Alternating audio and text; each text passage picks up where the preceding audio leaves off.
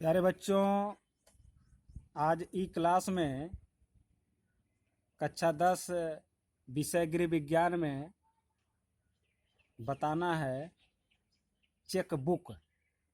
जैसा कि पिछले क्लास में हमने आपको बचत के प्रकार बताए थे, बचत के साधन बताए थे, माध्यम बताए थे। तो बचत के माध्यम में बैंक तथा उसकी योजनाओं के बारे में बताया गया था।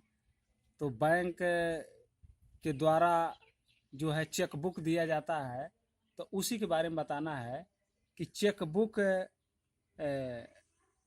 कम से कम 1,000 रुपया खाते में रखने वाले को दिया जाता है और चेक बुक की संख्या 10 से लेकर 100 पेज तक की होती है।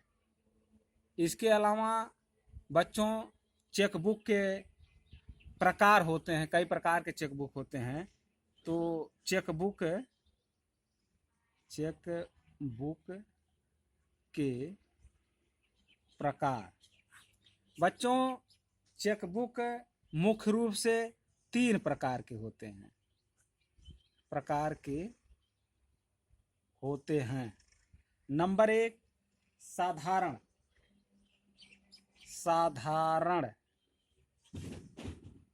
Cheque book. ये साधारण चेक बुक है क्या, इसके बारे में जान लीजिए बच्चों। यह भी चेक बुक 3 प्रकार का होता है। यानी साधारण चेक बुक भी 3 प्रकार का होता है। नंबर एक जो होता है रेखांकित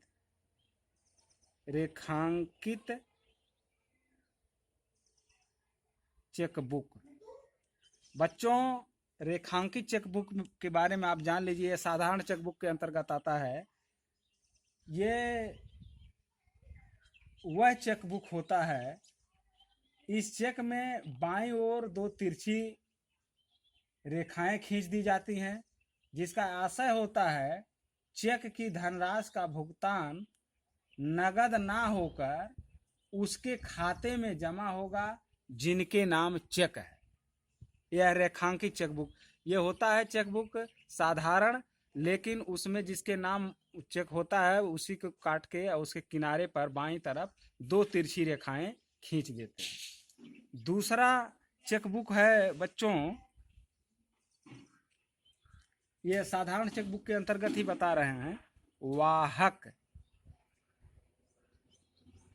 चेक। वाहक का मतलब होता है चलने से, बहने से। इस चेक का धन कोई भी व्यक्ति प्राप्त कर सकता है। इसमें किसी प्रकार की रेखा वगैरह कुछ नहीं खींची जाती है। इस चेक का धन कोई भी व्यक्ति निकाल सकता है। और तीसरा है बच्चों, साधारण चेक बुक का तीसरी पॉइंट है आदेश चेक।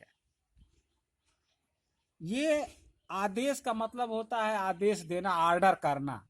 और ऑर्डर इसके अंतर्गत आता है बच्चों। इस चेक का भुगतान उसी व्यक्ति को मिलता है जिस व्यक्ति के नाम चेक है। वाहक चेक में बदला जा सकता है, इस आदेश चेक को वाहक चेक में भी बदला जा सकता है। मैंने साधारण भी किया जा सकता है और किसी के नाम भी आदेशित कर दिया जा सकता है। ये जिनके नाम आदेशित किया जाएगा उन्हीं का इस चेक के द्वारा भुगतान किया जाएगा। तो ये साधारण चेक बुक में चेक बुक 3 प्रकार के होते हैं, रेखांकित चेक बुक, वाहक चेक बुक, आदेश चेक बुक। अब दूसरी पॉइंट चेक बुक की है उपहार चेक। उपहार चेक, इस चेक के अंतर्गत क्या होता है बच्चों, यह चेक विवाह में, जन्मदिन में, किसी त्योहारों पर उपहार स्वरूप जो धन दिया जा सकता है या जो प्राप्त किया जा सकता है, यह चाहे जितने भी रुपए का हो, उसमें जितना लिख दिया जाएगा उतना रुपए का बनाया जा सकता है, उतने रुपए का भुगतान किया जा सकता है। यह तरह तरह के अवसरों पर प्राप्त किया जाता है। अगला तीसरी पॉइंट यानी लास्ट पॉइंट है ट्रेवलर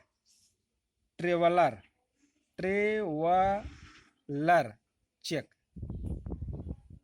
ट्रेवलर का मतलब हो गया बच्चों यात्रा से, ट्रेवलिंग करने से, यात्रा के समय जो चेक होता है। यात्रा के समय कौन सा चेक होता है?